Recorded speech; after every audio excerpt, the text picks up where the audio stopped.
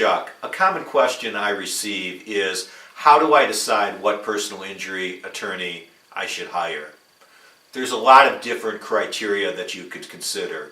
First of all, experience. You would want somebody that has a number of years of experience. Does the person have over 20 years experience at handling personal injury cases? A second criteria is, what is the major focus of their practice?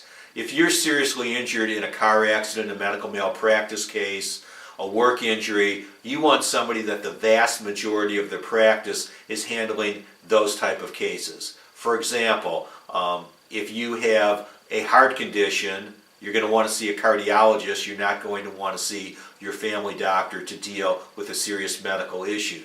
If you have a bad problem with your car, you're going to want to get a mechanic that specializes in that type of automobile. You're not going to want to just go to your gas station and get anybody who is working behind the counter. Another criteria is, has the individual written a book in that area?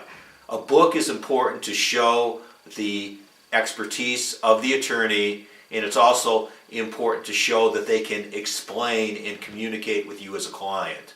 A fourth criteria I think that's important to consider is, do you like this person? Do you trust this person? And is this the individual that's going to handle your case? We often find that there is sometimes a bait and switch. You might originally meet with one attorney, but the person actually handling the case is a younger associate or somebody that's really not that familiar with the case. So there's a lot of different criteria that you should consider when looking for the best personal injury attorney to handle your case.